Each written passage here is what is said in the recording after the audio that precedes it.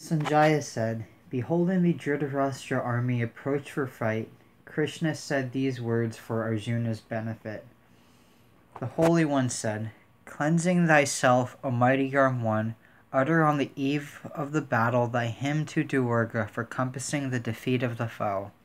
Sanjaya continued, "Thus addressed on the eve of battle by Vasudeva, endued with great intelligence, Pritha's son Arjuna, alighting from his car, said the following hymn with joined hands.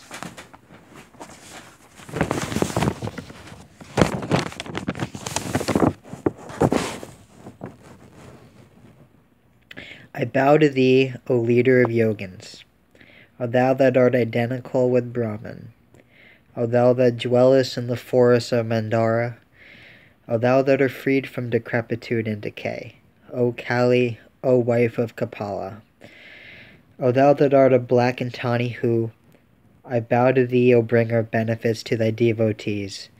I bow to thee, O Mahakali, O wife of the universal destroyer, I bow to thee.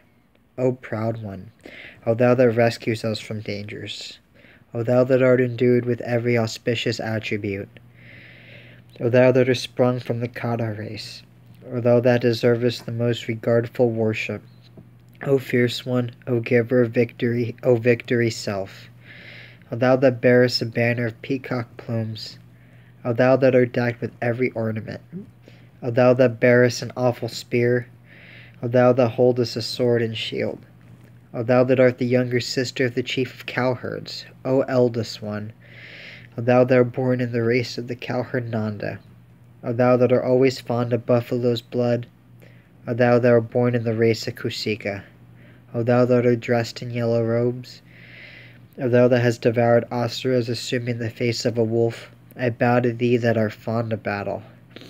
O Uma, O Sakumbari, O thou that art white in hue, O thou that art black in hue, O thou that hast slain the Asura Kataba, O thou that art yellow-eyed, O thou that art diverse-eyed, O thou of eyes that have the color of smoke, I bow to thee.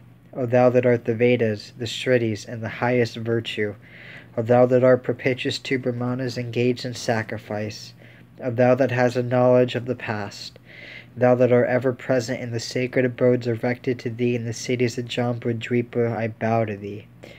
Thou art the science of Brahma among sciences, and thou art that sleep of creatures from which there is no waking.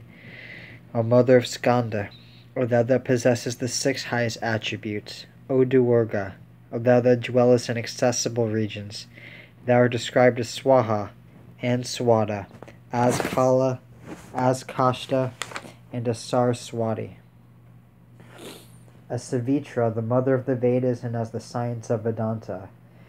With inner soul cleansed, I praise thee, O great goddess. Let victory always attend me through thy grace on the field of battle, in inaccessible regions where there is fear, in places of difficulty, in the abodes of thy worshippers, and in the nether regions, Patala, thou always dwellest.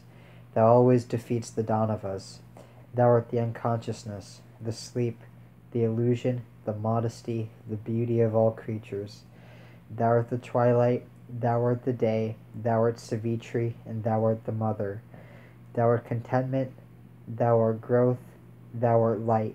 It is thou that supports the sun and the moon, and that makes them shine. Thou art the prosperity of those that are prosperous. The Siddhas and the Tranas behold thee in contemplation.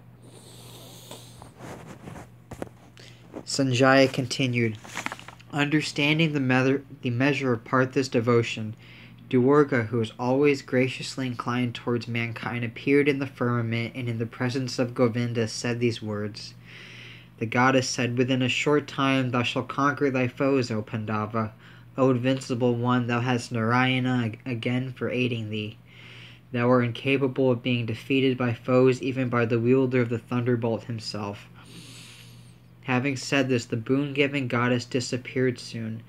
The son of Kunti, however, obtaining that boon, regarded himself as successful, and the son of Pritha then mounted his own excellent car, and then Krishna and Arjuna, seated on the same car, blew their celestial conchs.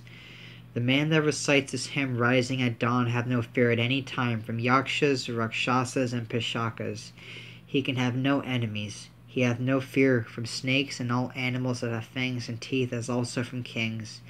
He is sure to be victorious in all disputes, and if bound, he is freed from his bonds. He is sure to get over all difficulties, is freed from thieves, is ever victorious in battle, and winneth the goddess of prosperity forever. With health and strength he liveth for 100 years. I have known all of this through the grace of Vyasa, endued with great wisdom. Thy wicked sons, however, all entangled in the meshes of death, do not from ignorance know them to be Nara and Narayana. Nor do they entangled in the meshes of death know that the hour of this kingdom hath arrived. Dvaipayana and Narada and Kanwa and the sinless Rama had all prevented thy son, but he did not accept their words. There where righteousness is, there are glory and beauty. There where modesty is, there are prosperity and intelligence. There where righteousness is, there is Krishna. There where Krishna is, there is victory.